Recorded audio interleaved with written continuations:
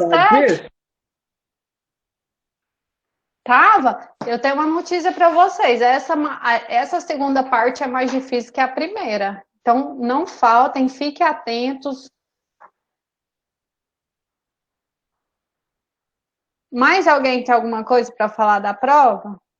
Além da dificuldade? Vocês querem rever algum conteúdo antes da gente entrar em conteúdo novo?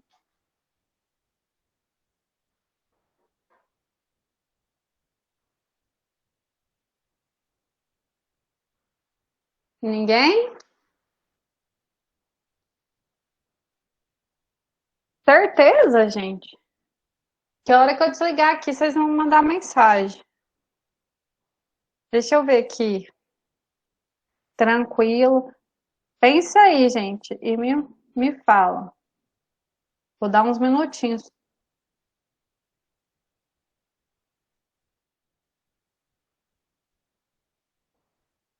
para o pessoal terminar de entrar, porque parece que o pessoal está entrando ainda. Deixa eu só pedir o calendário aqui nosso aqui no grupo. Quem tem um calendário aí da fuga sabe quando que vai ser a N2?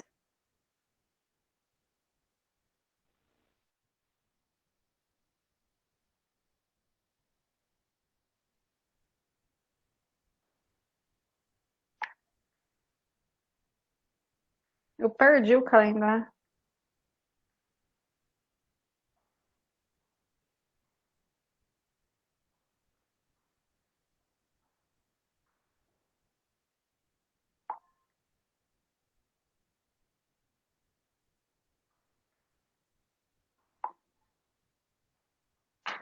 Bom, pedir aqui, vamos ver, esperar alguém me mandar.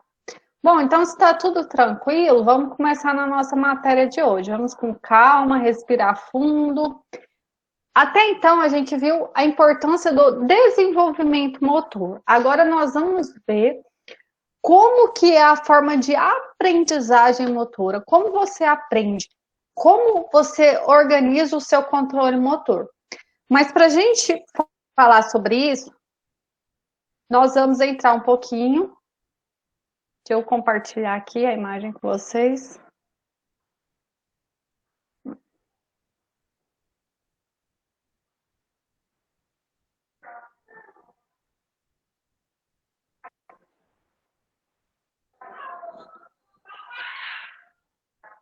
Como que o cérebro aprende? Como que é a forma de aprendizagem? Bom, vocês estão vendo aí numa janela, chama janela de plasticidade e desenvolvimento do cérebro. Isso que a gente chama de janelas de oportunidade. Quando que a gente tem essas janelas de oportunidade? De 1 a 2 anos de idade, conhecido como os 1000 dias, né, da criança, que eu falei para vocês. Essa janela de oportunidade está escancarada, está mega gigantesco aberta. Então, tudo que a criança absorver e aprender nessa fase vai ser fundamental para todo o desenvolvimento dela e a aprendizagem futura. Parece que, não vou ensinar isso para criança não pequenininha, deixa para depois. Eu vou colocar no esporte depois. Tudo deixa para depois, a janela da oportunidade vai fechando. Ela se fecha completamente? Não. Você passa a vida fazendo plasticidade cerebral. O que é isso? Plasticidade cerebral. O seu cérebro, ele nasce com uma formação. Tudo certinho. À medida que você vai aprendendo, você vai modificando áreas do cérebro, certo? Então, você aprende uma coisa, você vai modificando essa área do seu cérebro. Isso é uma plasticidade, é essa mudança, essa alteração. Na primeira infância, até os 14 anos, onde a gente entra na fase madura, essa janela de oportunidades, ela é totalmente escancarada, ela é quase uma porta gigantesca. À medida que você vai ficando velho, se você não desenvolveu algumas formas de aprendizagem, aprender vai ficando mais difícil. E quanto menos você usa o seu cérebro, quanto menos você lê, quanto menos você aprende, mais difícil se torna o aprendizado. Porque o cérebro, ele é um treinamento. Então, à medida que você para de usá-lo, ele vai fazer o quê? O que você aprendeu, ele não vai esquecer, mas ele não vai sofrer modificações. ele não sofrendo modificações, você tem o que comanda lá as suas ações? Células nervosas. Essas células nervosas, elas vão fazendo o quê? Morrendo. Você não usa, você não essas células vão morrendo. Por isso que é muito comum as pessoas chegarem aos 70, 80 anos com demência. Significa que uma parte do cérebro, né, tá com problema. É comum, mas é mais, vamos dizer assim, ele é pior do que uma pessoa que não exercita o cérebro, por exemplo. Uma pessoa que para de pensar, para de trabalhar, porque aposentou, vamos dizer assim. Isso é muito comum de nós vermos, né? Principalmente no idoso. Senta lá na sala, deita lá e fica lá assistindo novela e a vida passando. O que ela está fazendo com o cérebro? Matando o cérebro dela. Não lê, não faz uma palavra cruzada. Você tem que movimentar esse cérebro. De alguma forma você tem que movimentar. Tá? Então, aqui nós temos essa janela de desenvolvimento, chamada de plasticidade cerebral. Desse lado aqui, vocês estão vendo a plasticidade cerebral. A setinha para baixo, a linha de baixo, vocês estão vendo o desenvolvimento. Então, a plasticidade cerebral começa pequenininha. Na fase sensorial, ela vai lá em cima. Na fase da linguagem, lá em cima, e da conexão. Depois ela vai caindo e você tem que manter essa conexão mais acima. Por isso que às vezes você fala, eu tô adulto, não aprendo mais nada. Aprende, deve aprender. Porque se você não aprender uma coisa nova todos os dias, ou pelo menos uma vez na semana, porque a ideia é você aprender uma coisa diferente todos os dias. Uma vez na semana, você está fazendo o quê? Matando alguns eixos do seu próprio cérebro. A verdade é essa. Então, seja um movimento que você aprenda diferente. Isso é aprender. Outra forma que eles falam de exercitar o cérebro, que é descansar um lado do cérebro. Vocês sabem que o lado direito do nosso cérebro é responsável pela nossa locomoção do lado esquerdo. E o lado esquerdo é responsável pela nossa locomoção, nossos movimentos do lado direito. Então, vamos supor que você é uma pessoa destra. Meu amor. Só um minutinho, gente. Só um minutinho que temos um menino aqui raivoso. Pronto. Voltando aqui, então, como que você faz se você é uma pessoa destra? Significa que você faz tudo com o lado direito. Como que eu faço? Se todos os dias eu faço tudo com o lado direito, significa que o meu lado direito, ele é o quê? Ele é mais, meu lado esquerdo, ele é mais ativo. Porque todo o meu movimento ocorre do lado direito. E o outro lado, que é o lado direito, responsável pelos movimentos esquerdos, ele o quê? Faz o quê? Ele é menor. O processamento dele é menor. E a gente tem que entender que o cérebro, ele é tão capaz que até hoje não se sabe se existe no mundo alguém que usou 50% do seu cérebro. Dizem que o Einstein, né? Até o cérebro dele está em estudam o cérebro dele muito. Dizem que ele. Mas outras teorias falam que se a gente usar 100% do cérebro, a gente consegue movimentar coisas, levitar e etc. Nós, pessoas normais, devemos usar o quê? Um terço da capacidade se já usar muito, tá? Então é bem pouquinho mesmo que a gente usa dentro das suas possibilidades, das suas capacidades. E aí, vamos supor que você é uma pessoa destra, usa o lado direito, escova os dentes do lado direito. Uma boa maneira de treinar o cérebro, hoje eu vou escovar os dentes do lado esquerdo. Eu mexo o café, são coisas simples, gente, simples, mas que faz diferença para o seu sistema nervoso. Eu mexo o café do lado direito, hoje eu vou mexer do esquerdo, entendeu? Essas tentativas, eu como com a mão direita, hoje eu vou tentar comer com a esquerda. Você vai ver que com o passar do tempo, a sua função da esquerda, ela não vai ficar melhor do que a direita, até porque o seu lado que comanda é o outro, mas ela vai ficar melhor do que ela era. É o que a gente fala, uma pessoa que perde a perna, perde o braço, vocês já viram? E usa a boca para fazer tudo, faz desenhos, faz coisas magníficas com a boca. O que é isso? Ele treinou, certo? Não nasceu daquele jeito, ele precisou desenvolver esse tipo de ação. É igual com uma pessoa surda, ela não escuta. Então, ela vai desenvolver outras funções, né? Porque ela vai ter que usar muito aquela função para ela poder entender. Quem foi vocês não tiveram aula, né, prática, mas na aula prática eu vendei os olhos dos meninos e eles fizeram um movimento. Isso é vocês tirarem um dos sentidos e colocar o outro em ação. E aí você vai ter que conectar muita coisa. Uma piadinha que o povo fala, você já viu quando você está andando no carro e você quer achar um endereço, aí você abaixa o som? Por que vocês fazem isso? Automático, gente, vocês precisam pensar, raciocinar. Você está procurando endereço, você precisa ler aquilo e se conectar. Então, se o áudio está ligado, a sua atenção, ela está o quê?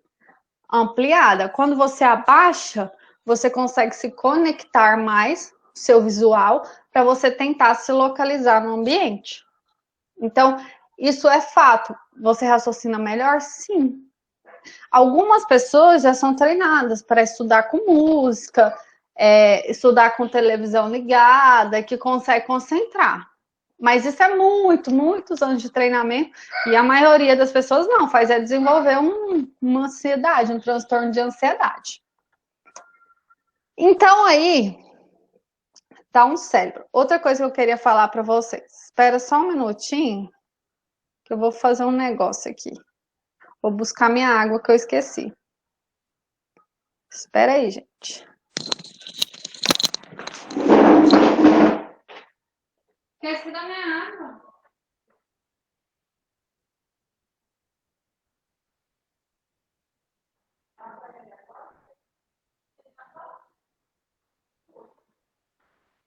Tá lá em casa, tá? Ele tomou e orgulho.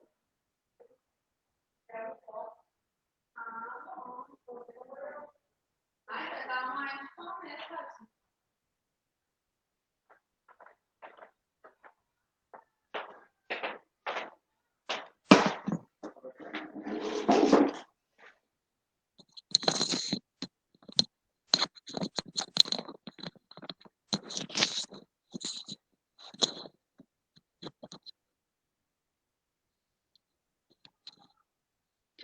Voltei. Vamos lá para onde nós estávamos.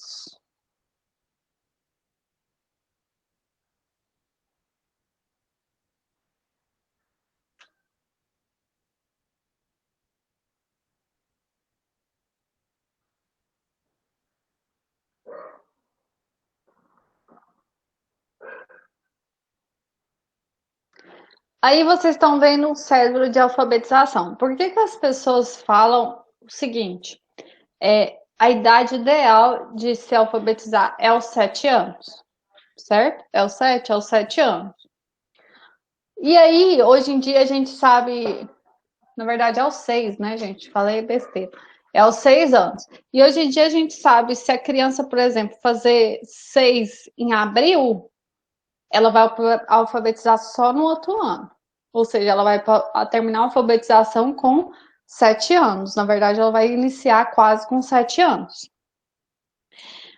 E se ela fizer até março, ela entra dentro daquele grupo de alfabetização. Por que o MEC, as redes educacionais brigam tanto por isso? Porque para acontecer a alfabetização é uma fase muito importante para o desenvolvimento. E quando essa alfabetização ocorre antes, ela vem com algumas falhas. Por exemplo, trocar uma letra pela outra, porque o cérebro ele ainda não está maduro antes disso. Você pode até aprender, você pode até ensinar, mas você pode trazer déficit para aquela pessoa para o resto da vida. Escrever errado, não entender a palavra, vai falar, corta a palavra, entendeu? Por quê? Prestem atenção no que acontece. Alfabetização é igual a uma tomada de consciência. Antes da alfabetização, bolo é igual lobo, na cabeça deles, na imagem.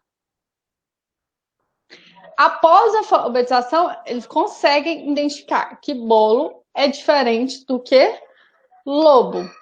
Então, aqui nós temos essas áreas desenhadas: amarelo, vermelho, verde, ou azul, vermelho, amarelo, azulzinho claro e o verde. Em azul claro, nós temos aqui chamadas de área motora, que é toda aquele azinho, aquele contorno, aquela coordenação motora simples, onde ela vai ver a diferenciação das palavras. Descendo para essa área aqui, nós temos o que? A área vermelha. A área de Broca, onde ela vai entender o quê? O fonema das palavras. Bolo, lobo. Por isso que os meninos ficam lá, lobo, bolo, abelha, a, e, I, O, U, babé, bi, bobu. É por causa disso. Nós temos a área fonológica, né, que ela está relacionada com você escutar e você transmitir. E nós temos os estímulos visuais, que é onde coloca todo aquele desenho na parede, a, e, O, U, letrinhas, enfim, toda aquela comunicação visual para que aquela pessoa, aquela criança no caso, ou aquele indivíduo, porque tem gente que não alfabetiza aos 6 anos, alfabetiza aos 50, aos 60, né? Não teve essa oportunidade. Então, esse visual vai ser mais difícil, uma pessoa que alfabetiza aos 50, aos 60, vai ser muito mais difícil, mas não é impossível, ok? E é um momento muito importante para o desenvolvimento da pessoa. Gente, eu tô falando, e se vocês tiverem alguma dúvida, vocês conversam comigo, tá bom? Tô falando. Então, aqui nós temos um mapa mental, que é o que seu cérebro ele tem que ser capaz de fazer. Rápido, tá? Não é demorado. Aprender, comunicar, arte da comunicação, resolver, que é resolver problemas, conexões, inspirar, que é você conseguir, né, passar aquilo que você quer, organizar, que é você organizar mapalmente uma forma logística de aprendizagem.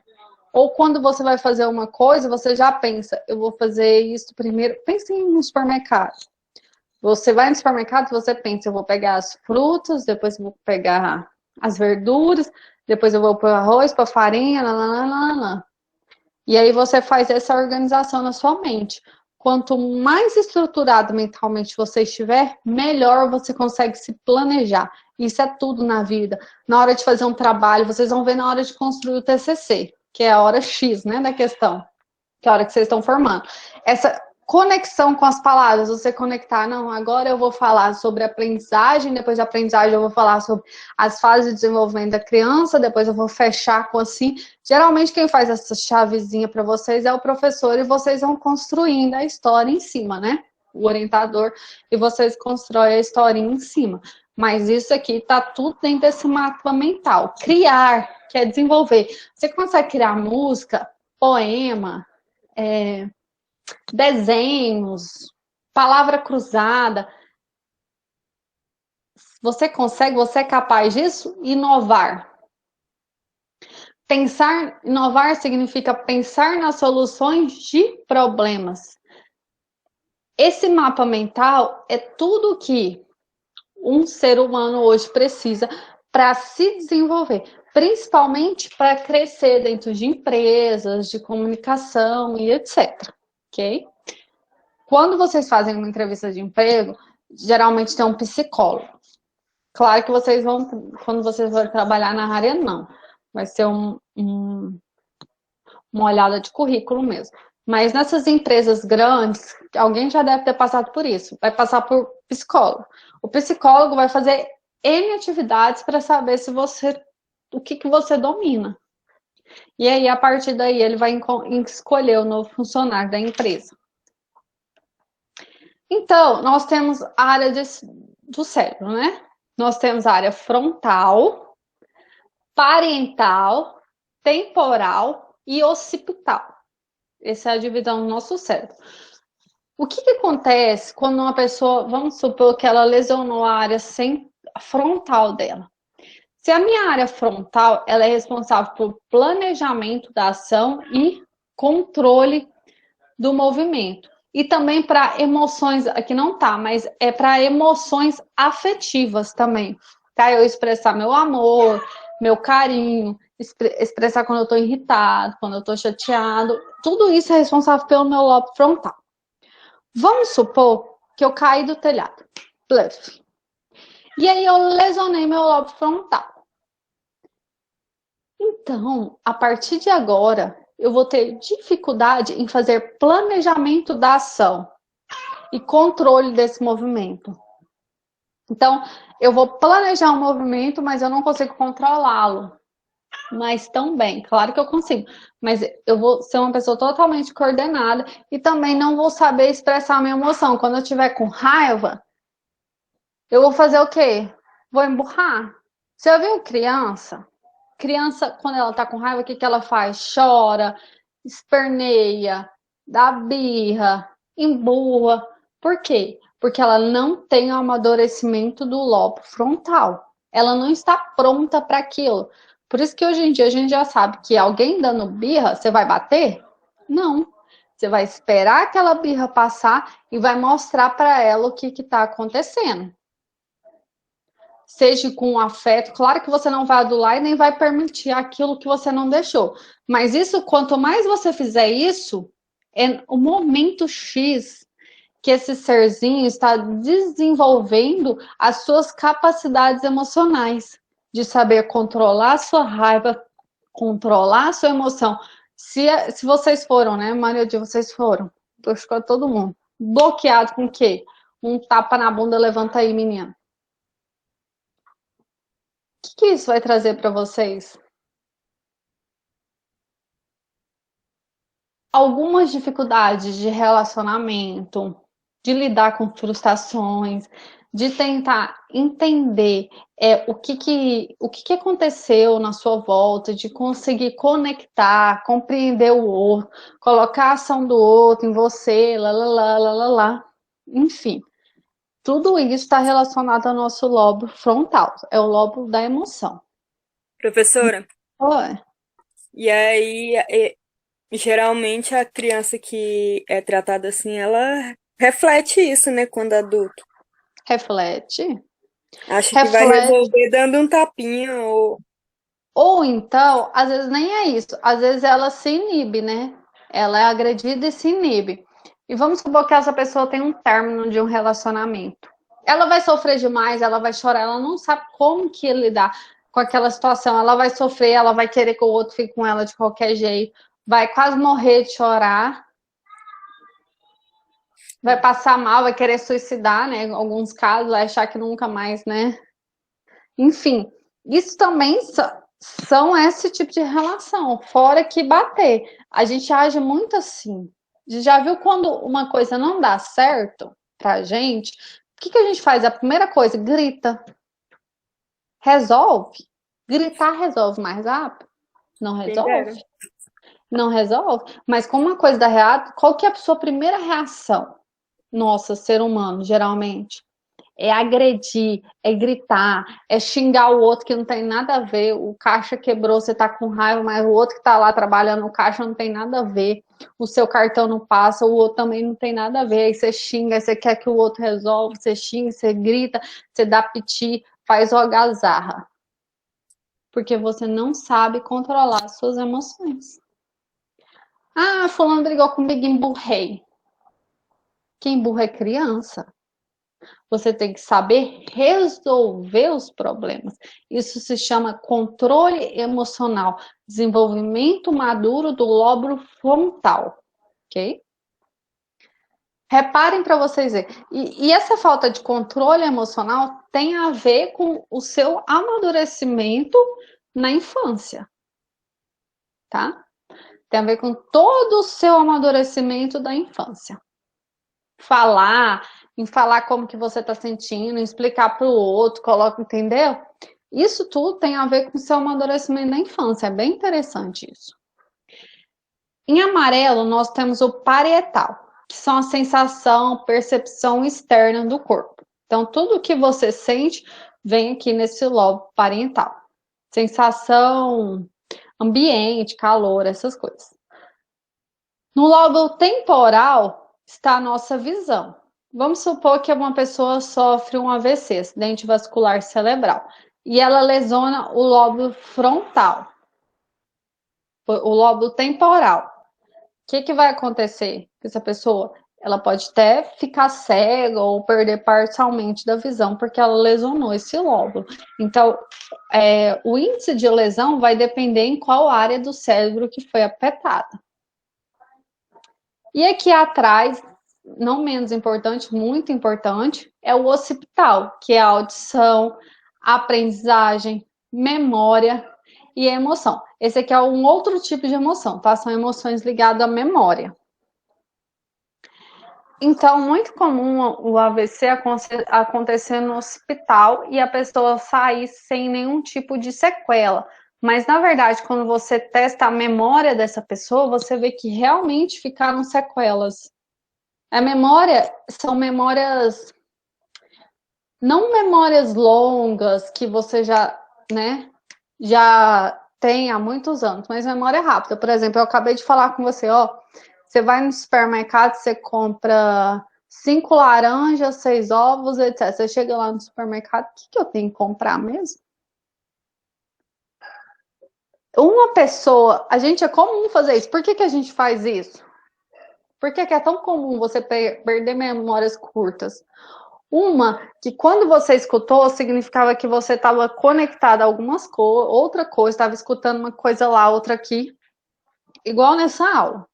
Quando vocês terminarem essa aula, sabe quantos por cento, quem lembrar muito da aula vai lembrar? 10% do que eu falei. 10%, gente. Como vocês vão relembrar? Eu vou explicar para vocês mais adiante. Agora, daqui a pouquinho a gente vai ver como que são essas etapas de aprendizagem. Como que ocorre? Então, cada área do cérebro significa um movimento, uma ação e etc. Então, todas as áreas são de suma importância. Então, aqui nós temos um desenho universal para aprendizagem. O que é aprendizagem? Rede de conhecimento, o que da aprendizagem? O que você está vendo? O que você quer aprender? Estratégias, como você vai aprender? Vamos explicar uma coisa simples? Eu vou ensinar alguém a andar de bicicleta. O que eu vou ensinar? Andar de bicicleta. Então, a pessoa vai olhar, você vai falar, ó, você tem que conseguir rodar esse pedal aí, manter o pneu rodando, mas sem cair para os lados, você tem que equilibrar. Aí a pessoa, entendi, tem que subir lá e equilibrar. Mas aí eu subo lá e vejo que não é tão simples assim. Aí eu penso, como que eu vou aprender? Qual que é a minha estratégia? Primeiro eu vou segurando, vou falar como eu aprendi. Ninguém me ensinou, na verdade, a andar de bicicleta, porque como eu sou caçula, eu aprendi vendo meus irmãos, né? Caçula é assim, aprende jogando. Então, eu aprendi segurando as paredes. Aí eu soltava um pouquinho e equilibrava, soltava um pouquinho e equilibrava. Isso é uma estratégia de aprendizagem? Apesar de na época a gente não saber, mas é uma estratégia que você mesmo cria para você tentar se desenvolver dentro das suas possibilidades. Rede de afetividades. O porquê da aprendizagem? Por que eu estou aprendendo isso? Para quê? A partir do momento que você aprende, você jamais esquece. Tudo que você aprende, você jamais esquece. Se eu perguntar para vocês, vocês estudaram, né, no primeiro período do sistema nervoso, o cérebro, etc. Vocês estão lembrados? Vocês vão falar, não. Significa o quê? Que vocês não aprenderam? Vocês decoraram. Porque aquilo que você aprende, você jamais esquece. Alguma dúvida? Até aqui?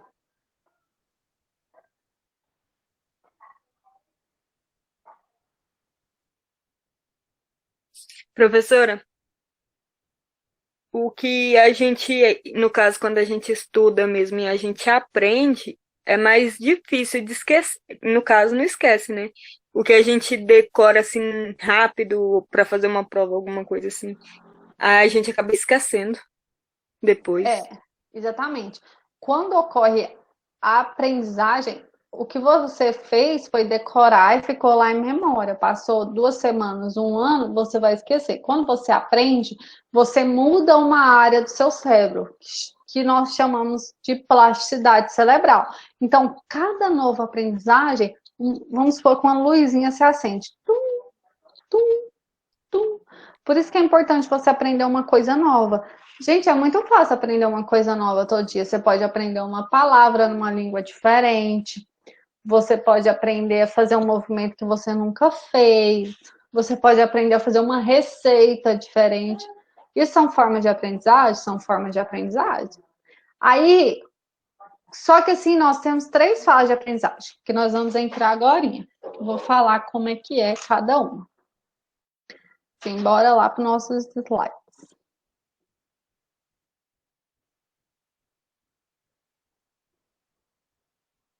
Então, para você aprender, você primeiramente precisa ter o quê? Controle do movimento. E o que é esse controle do movimento? Controle motor. Controle motor é a capacidade de regular ou orientar mecanismos essenciais para aquele movimento. A partir de agora, você tem controle daquele movimento. Vamos supor que você é um atleta olímpico de ginástica. Você vai dar lá o duplo carpado twister, sei lá como é que chama. E aí, você tem controle daquele movimento. Você vai pensar e vai executar. Na psicologia do esporte, eles utilizam muito assim com o atleta. Muito mesmo. Antes de você entrar, você vai mentalizar na sua cabeça o que você precisa fazer. Então, você precisa fazer uma série de saltos. Você vai fechar o olho e vai mentalizar aquela série de saltos de forma correta. Quando você for fazer, ele vai sair muito mais fácil. Uma que você já treinou, né? Claro. E outra que a sua dificuldade de erro, o seu erro vai diminuir assim drasticamente quando você faz isso. Então, toda equipe esportiva tem um psicólogo, e o psicólogo antes, né, que é a nossa concentração, você fica concentrado fazendo o quê, gente? Pensando no movimento, desligando dos seus problemas. Todo mundo tem problemas emocionais com o pai, com a mãe, com a esposa, namorada, filho e etc. Amigo. Então, você vai desligando, então o psicólogo faz um trabalho com você, você vai desligando e vai só focando naquele movimento. Se for um jogo, é naquele jogo. Se você treinou, geralmente antes do jogo, você treina passes, né? Aquele passe, você vai passar mentalmente ele antes do jogo. E aí, a sua chance de você acertar ele aumenta drasticamente. Eu vou contar uma história aqui para vocês, é quase uma piada. Quando eu fui tirar minha carteira de motorista, eu reprovei não sei quantas mil vezes na prova do Detran. Se você dirige mal? Eu acho que não, né? Mas, tem 10 anos que eu tirei carteira, tá, gente? Então agora já melhorou. Quando eu ia tirar, eu chegava lá, parecia que eu não sabia o que ia fazer, dava um trem, eu esquecia a seta e sei lá o que eu aprontava. Ficava nervosa na hora da prova, né? É muito comum, principalmente vocês que vão fazer aula prática. Prova prática. Então, o que eu fazia?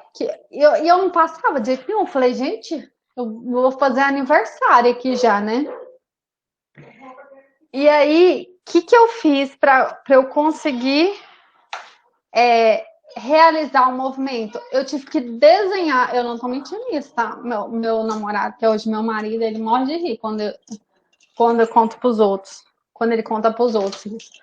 Que ele passou de primeira, né? Então, o que eu tive que fazer? Eu tive que desenhar todo o percurso da prova.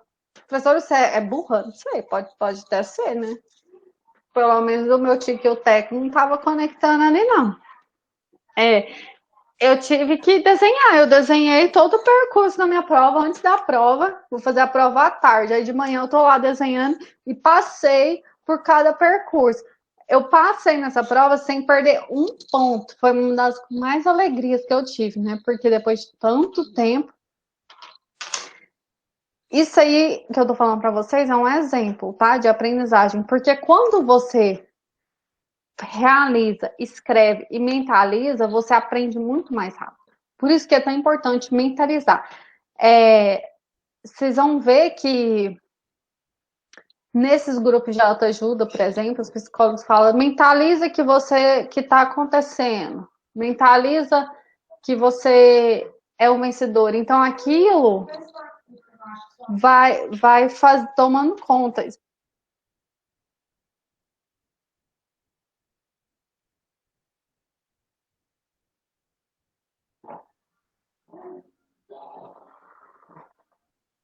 Então aquilo vai passando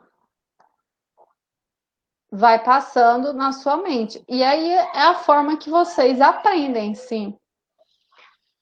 Gente, vocês estão aí? Parece que eu tô falando bem sozinha.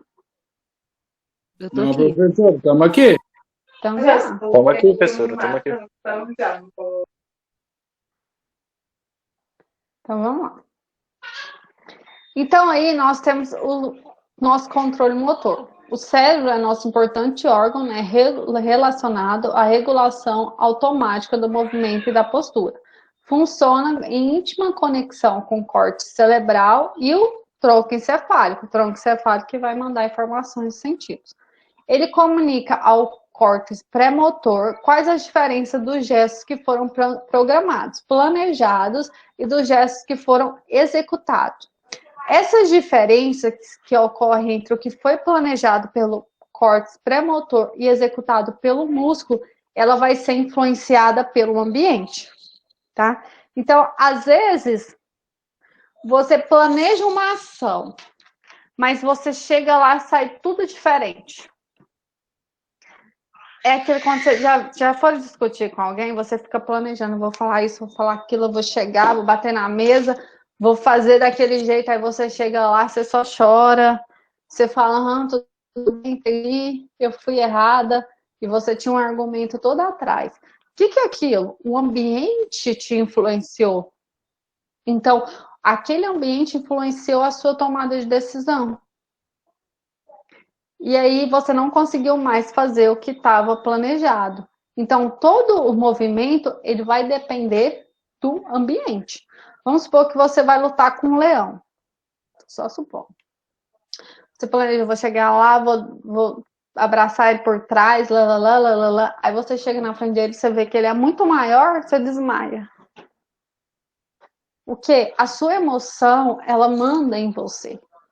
Não adianta você querer se o seu emocional não vai. Não vai. Tá? Então, todo o seu controle emocional, ele manda. Por isso que o ambiente te influencia. Entendeu? Então, o ambiente, você pode até planejar a executar o movimento, mas você muda no meio do caminho esse planejamento por conta do ambiente. Então, aqui, ó. Aqui, vocês estão vendo aqui, descendo o pescoço, é nosso tronco encefálico. O tronco encefálico, ele vai mandar comandos para os nossos músculos realizar a ação, que é o movimento. E o cérebro vai determinar o planejamento daquele movimento e mandar as conexões. Então, o controle motor, ele passa por algumas fases. Córtex sensorial motor e associativo, que são nossos neurônios, nossas vias diretas de comando. Essas vias diretas, ela manda informação para o tronco cerebral, medula espinhal e neurônios motores inferiores. Então, nós temos aqui córtex sensorial motor e associativo, o tálamo, o gânglio da base, o núcleo do tronco cerebral, nossa medula espinhal, e aí nossa medula espinhal manda informação para os neurônios motores inferiores e realiza um movimento, ou neurônios motores superiores. Ok? Por isso que se você lesionar a medula, né, não a coluna, se você lesionar uma vértebra, quebrar uma vértebra, se você não atingir o nervo, aquele movimento continua ocorrendo. Mas se você lesionar a medula espinhal, você simplesmente não realiza mais aquele movimento. Se for a conexão dos membros inferiores, você não consegue mais movimentar os membros inferiores. Se for dos membros superiores, não mais dos membros superiores. Agora, se você lesionar na cervical, você pode ficar o quê? Tetraplégica, né? Nem movimento superior, nem inferior. Hoje em dia existem trabalhos com células troncos, onde eles tentam regenerar aquela área lesionada. Ou então, através de comandos, né, cerebrais, conexões que fazem com que você movimente aquele membro. Você manda e ele consegue enviar as informações. Tem muito estudo nessa área e cada vez mais está avançando, o que é um grande ganho para as pessoas que sofreram algum tipo de lesão, o que não é difícil, tá, gente? Proprioceptores. O que são os nossos proprioceptores? São aqueles que vai mandar a informação. Por exemplo, eu quero fazer extensão de joelhos. Aí o meu proprioceptor vai mandar a informação que eu quero fazer a extensão do joelho e eu vou realizar a extensão do joelho. Ou que o lugar está muito quente e eu preciso tirar minha mão, por exemplo. Que aí são proprioceptores de reflexos. Vocês vão aprender fisiologia do exercício. Então, eu posso falar que a aprendizagem motora é um conjunto de processos internos associados com a prática ou experiência conduzida a um ganho relativamente permanente na capacidade de desempenho. É uma mudança no estado interno do indivíduo, a qual é inferida de uma melhora relativamente permanente no desempenho como resultado da prática. Eu vou olhar ali, porque eu acho que vocês estão falando comigo, né? Ana, gente querendo entrar.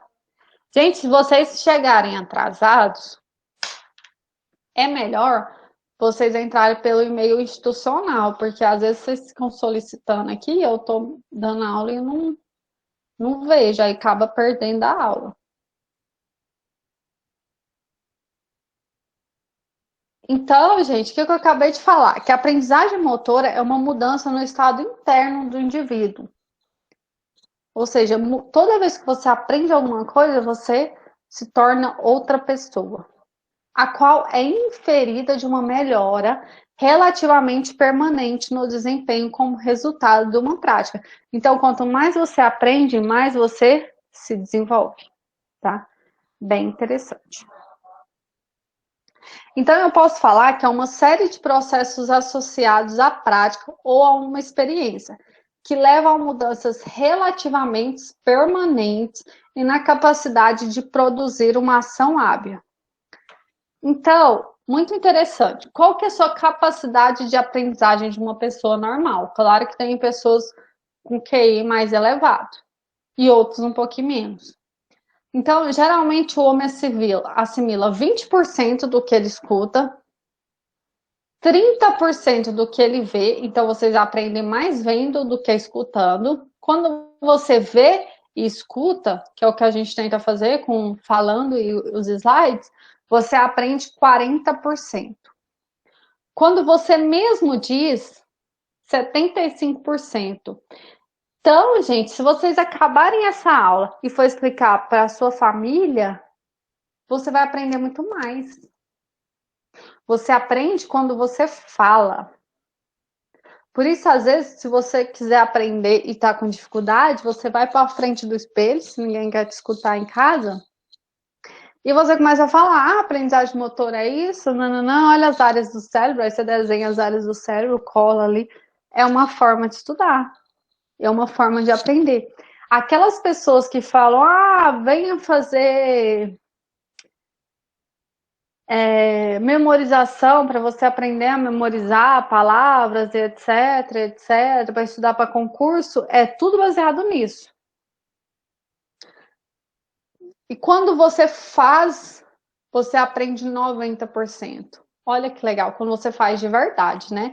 Então, quando eu passo uma atividade, por que vocês aprendem melhor o estudo dirigido? Porque vocês escutaram, vocês viram, talvez vocês falaram, talvez não, mas aí quando você vai fazer, você fala, então é isso. Entendeu? Se eu colocar vocês para desenhar, vocês estão pegando comigo a fisiologia, né, gente? A maioria. Então, Sim, professor. porque o que eu tô falando isso é porque o pessoal da Cines vai fazer uma atividade para mim, para eles não esquecerem. Então, quando vocês fazem, vocês aprendem 90%. Então, a ideia de metodologia ativa, que eu falei tanto na parte de desenvolvimento, é isso. É você mesmo criar, você mesmo se desenvolver, porque assim você aprende. O que acontece com o serzinho? Você passa. Vamos pensar no inglês. Vocês já pararam para pensar que vocês têm inglês desde a quinta série, a maioria? E aí, quando você chega no terceiro ano, se você souber o verbo to be, é muito.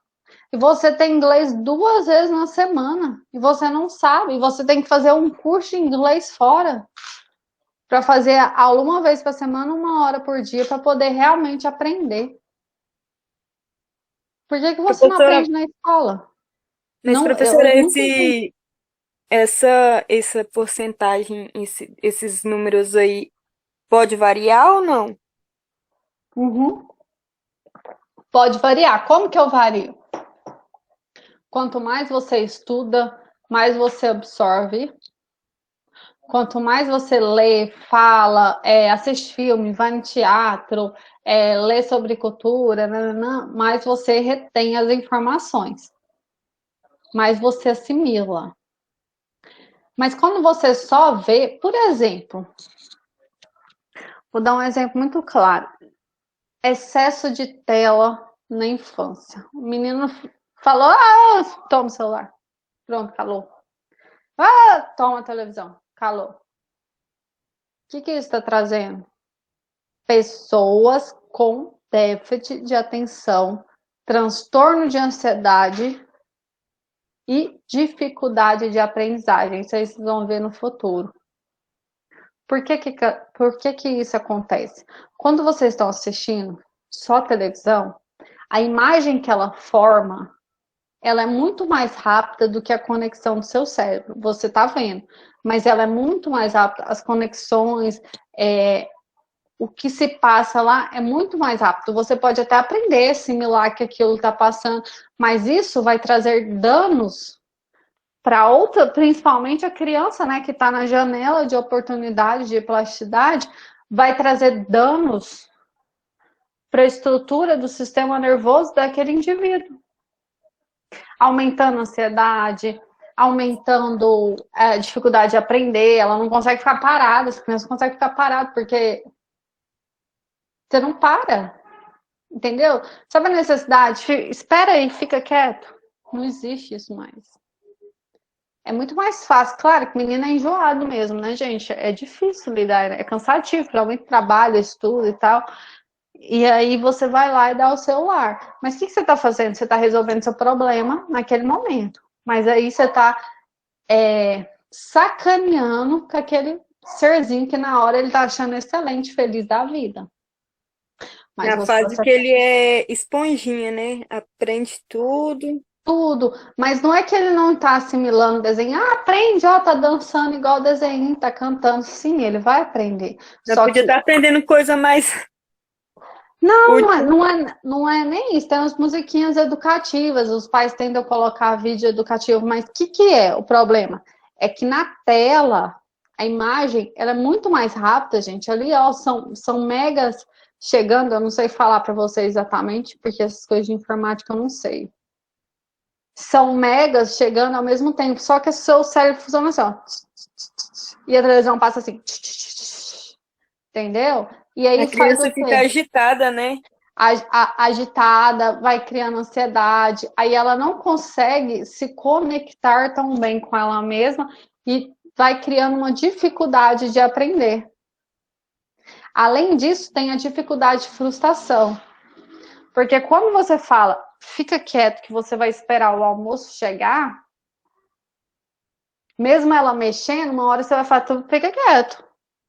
Ela fica quieto, você tem que falar às vezes 50 vezes, é um saco, você não consegue nem conversar. Mas aquilo vai gerando o quê? Ela fica frustrada, porque criança é rapidão mesmo, ela fica frustrada ali 30 segundos, quanto mais novo.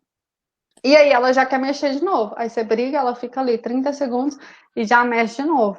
Só que aí quando você dá um celular, toda vez que ela precisar esperar, conectar a emoção dela com o que ela não consegue, que é a frustração de não ter aquilo no momento que ela quer, ela não vai conseguir resolver isso dentro dela. Por isso que também, além do aumento do número de tela, aumenta o número de suicídios, além de redes sociais e etc. Também tem criança aí, o aumento de suicídio infantil tá assim, ó, lá nas alturas. Tá? Eu não sei se eu já passei para vocês assistir Dilema das Redes, né? É muito interessante. Fala muito dessas conexões de informação, como que se cria essas informações. É bem interessante. Tem no Netflix. Professora, Ah, eu já vi umas, assim, eu já ouvi falar que quando a criança tem o pico de desenvolvimento, aí, tipo, eu acompanho algumas mães em redes sociais, essas coisas. Aí, tipo, elas não dormem direito, fica muito agitada, sempre que tem um pico. E é muitos esses picos durante, digamos que até 2 anos, mais ou menos, nessa fase.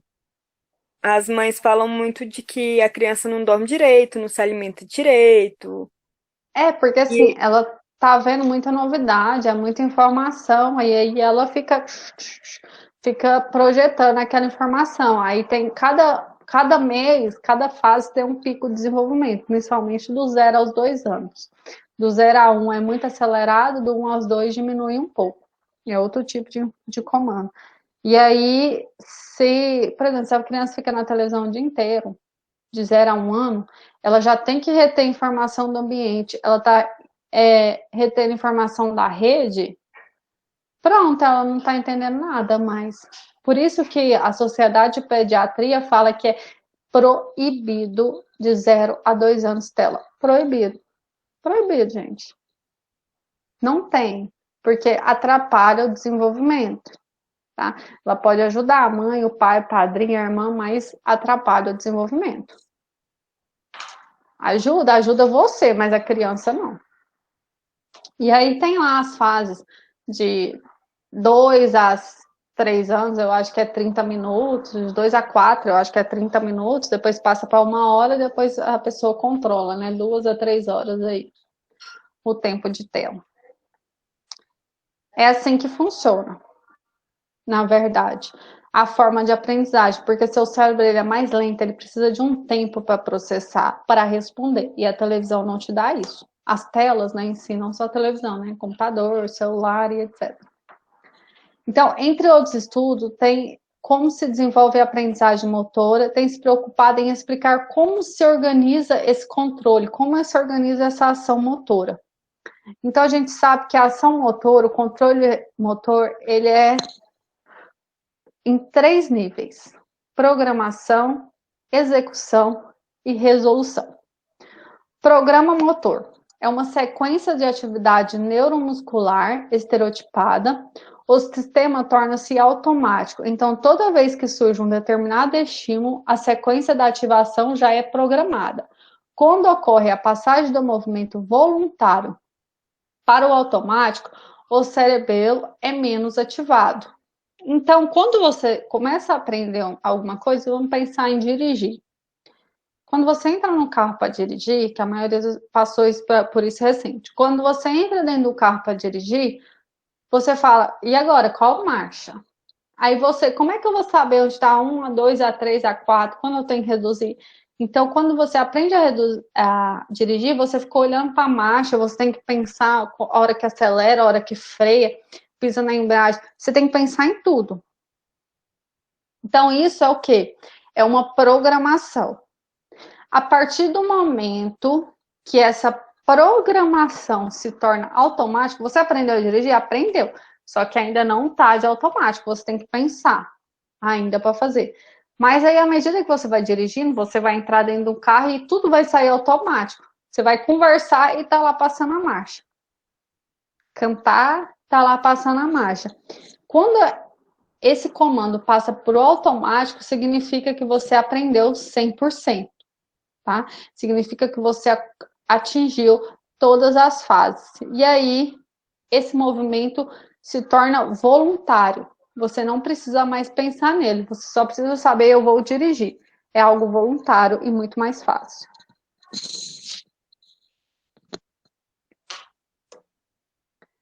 Então, o controle motor, ele vai passar por algumas hierarquias. Nível mais alto, nível intermediário e nível mais baixo. Nível mais alto está envolvido com a estratégia, a finalidade e a estratégia do movimento que melhor atinge a meta. Então, eu estou numa hierarquia muito mais alta, a coisa já sai automático. Nível intermediário está relacionado com a tática, sequências de contrações musculares arranjadas no espaço e no tempo, necessária para ativar de forma suave e acurada. É uma meta estratégica. Então, vamos supor que você está aprendendo uma dança. No primeiro momento, quando você está num nível muito alto, eu vou ligar a música e você vai soltar o passo. Reparem que quando você aprende uma dança, você não esquece. Você dançava lá, é o Tchan. Vocês não são dessa época, né? O bonde do Tigrão. Eu dançava lá o bonde do Tigrão. Com 10 anos, hoje coloca o bonde do Tigrão, tá todo mundo assim. Vou passar a cerola na mão. Vocês não aprenderam isso, né? Assim, tá tudo relacionado. Porque foi um nível mais alto de aprendizagem. Mas quando você tá aprendendo, você fica olhando o passinho. Passinho. Você consegue fazer, mas aí você tem que pensar no passinho. Ah, agora é assim, agora é o que mesmo?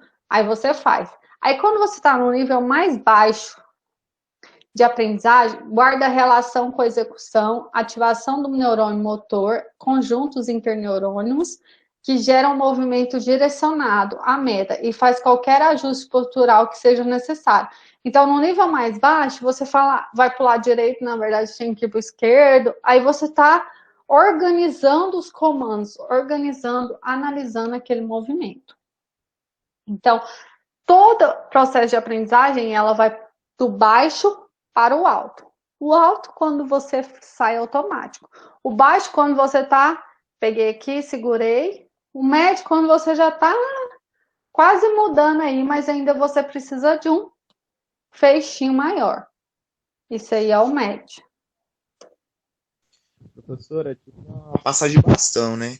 Desde do baixo para o mais alto, né? Então é uma transformação assim da aprendizagem, né? Uhum, exatamente.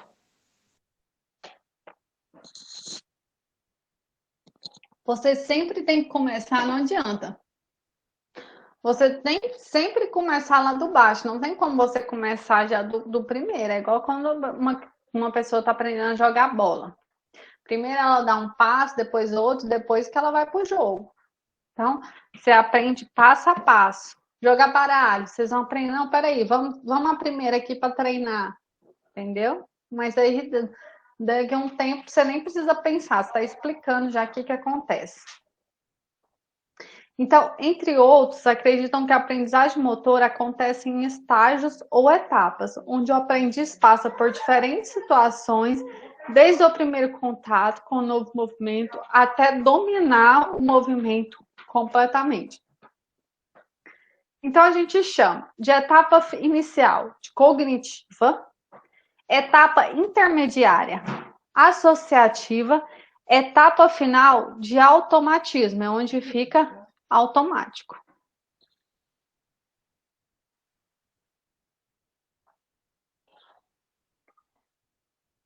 Modelo de performance humano.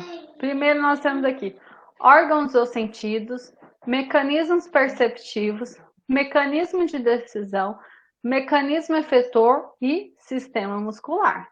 Então, nós temos essas etapas de informação, que é a primeira coisa, os seus órgãos, né? Entender o que está acontecendo, o sentido, qual que são os órgãos de sentido, audição, visão, olfato, tato. Mecanismos perceptivos. É o quê? A percepção do que está acontecendo no ambiente. E mecanismos de decisão. É você o quê? Saber o que você precisa fazer. Você já viu um bom jogador? É aquele que mesmo que ele tenha bons passos, ele consegue o quê? Tomar uma decisão rápida, pensar rápido, mudar a decisão. Mecanismos efetor. Depois que você toma uma decisão, você consegue realizar? Porque se você tomar a decisão e não conseguir realizar, não vai, não adianta. Aí, se você consegue realizar, essa informação vai passar pelo seu sistema muscular e você vai realizar aquele movimento correto. Nós chamamos isso de teorias. Teoria do circuito fechado e teoria do circuito aberto. Teoria do circuito fechado são habilidades fechadas, onde o ambiente é previsível, o sistema de feedback pode ser processado, pois a detecção e a correção do erro são os elementos principais. Então, uma habilidade no circuito fechado, eu tenho uma previsão do que vai acontecer. O ambiente já é previsível. Por exemplo, eu vou saltar, fazer um salto com vara. Aquela altura que eu treinei, eu já tenho um feedback na minha cabeça, como que eu vou fazer, né? Como que eu vou processar. Aquele ambiente meu, ele é previsível. Então, ele é um circuito fechado. Naquele momento, eu consigo detectar erro e os elementos principais. Então, aqui nós temos o modelo do circuito fechado. Órgãos do sentido, que são feedbacks externos e feedbacks intrínsecos. Então, nós temos feedback do ambiente, que a gente já sabe o que vai acontecer, e o feedback intrínseco, que é a sua cabeça, né, saber o que precisa fazer. Então, nós temos mecanismos perceptivos, mecanismos de decisão, mecanismos efetor e sistema muscular. Utilizada pelos indivíduos para controlar movimentos lentos e intencionais. Errando que se aprende. Exatamente. É errando que se aprende. Quanto mais você erra, mais você aprende. Opa, deixa eu ver onde que eu errei. Aí volta lá e faz de novo. Vai chegar um momento que você errou tanto que você chegou ao nível de aprendizado. Por isso que eu sempre falo para vocês, eu não dou nota por questão no estudo dirigido. Por quê? Porque é o momento que vocês estão aprendendo. Então, ali é para você errar, para você corrigir aqui comigo. Vocês me falam e eu falo se está certo. Para você refazer e você aprender. A ideia é essa. Por isso que muita gente mandou mensagem. Doutora, mas quanto que eu tirei no estudo dirigido? Quem fez, tirou a nota necessária. Teoria do circuito aberto. Está baseada no conceito de programa motor, considerando o programa motor como uma estrutura centralmente localizada que define os detalhes essenciais de uma ação habilidosa, análoga, e um gerador central padrão. Define com grupos de comandos motores pré-estruturados capazes de conduzir um movimento.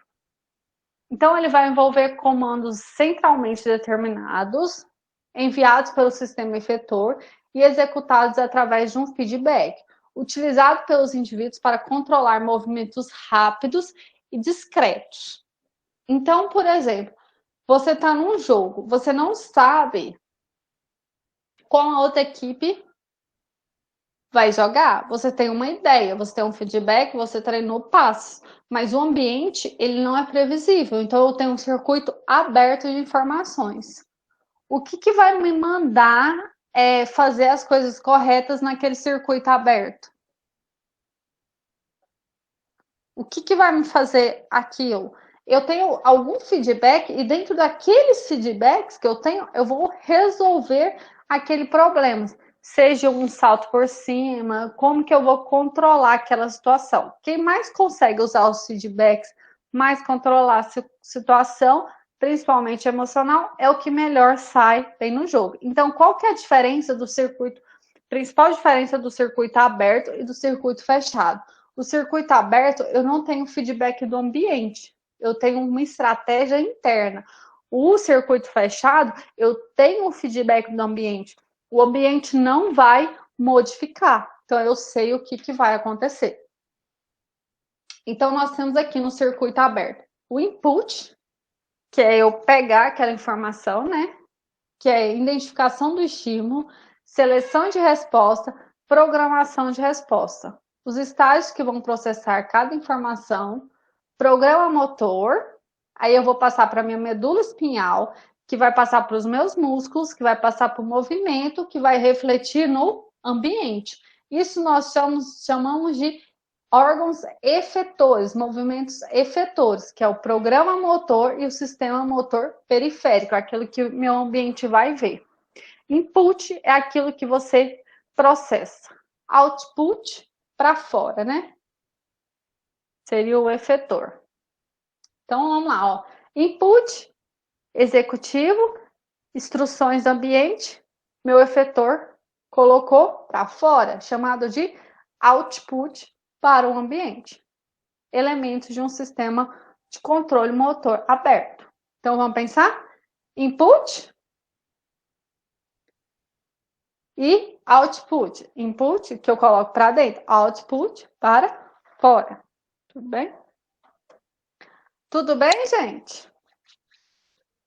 Só para a gente finalizar aqui, para vocês não ficarem doidos, com tanta teoria, porque aí a gente vai tentar entrar nas teorias de aprendizagem, que entra um pouquinho na psicologia, vai entrar em Freud um pouquinho, vai ser um pouquinho mais difícil. Teorias. Circuito fechado, quais são as vantagens? Circuito fechado explica as habilidades fechadas, correção do movimento no ato da execução. Principal desvantagem, o movimento se torna lento, não explica os movimentos rápidos. Circuito aberto explica as habilidades abertas, essa é a grande vantagem, mas ela não permite correção durante a execução do movimento, problema do arquivo e da novidade. Então, aquele ambiente, cada jogo é uma novidade, né? As pessoas costumam falar no futebol muito, agora me deu branco, mas é que você não vai saber o resultado do jogo, né? Vai depender o quê? Daquela movimento, daquela execução, tá 0-0 para os dois lados. É um negócio assim que fala. Quem souber aí me fala. Então, aqui nós temos um movimento. Eu não vou colocar as teorias. Peraí. Na próxima aula, a gente vai entrar... Não vou dar agora para vocês não ficarem confusos. Então, a gente vai entender até aí as partes do cérebro. Na próxima aula, a gente vai ver sobre aprendizagem motora. Quais são as formas de aprendizagem? Formas de associação de aprendizagens, formas associativas, condicionamento clássico e operante, aprendizagem processual e aprendizagem declarativa. Tem uns videozinhos que eu adoro, são videozinhos explicativos. Eu queria muito passar durante a aula, mas eu ainda não sei se o Meet me permite, parece que ele deu uma atualizada. Mas, se eu não conseguir, eu vou colocar lá na plataforma Ava e vocês vão assistir e fazer um pequeno relatório igual o outro. Porque essa forma de aprendizagem, vocês vão ver que vai entrar dentro da psicologia. Nós temos algumas psicologias, que são as psicologias de aprendizagem, que são aprendizagem positiva, aprendizagem negativa, estímulo, pode ser que sim, pode ser que não, e etc. É um pouquinho mais complexo, que a gente tem que entender um pouquinho de psicologia. Alguma dúvida até então no que eu falei? Tá legal o controle motor? Vocês entenderam? Vocês vão dar uma estudada? Como é que vai ficar?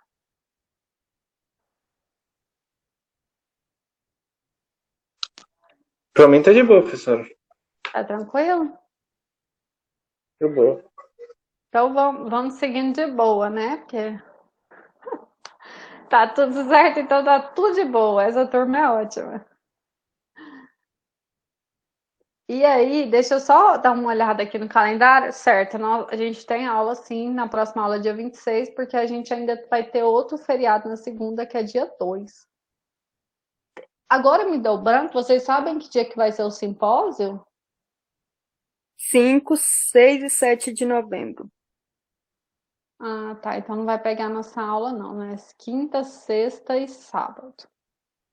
Isso. Né? Então tá tudo certo. Então, gente, obrigada. Até a próxima aula. Até quinta-feira, né? Para a maioria. Boa noite, professora. Boa noite.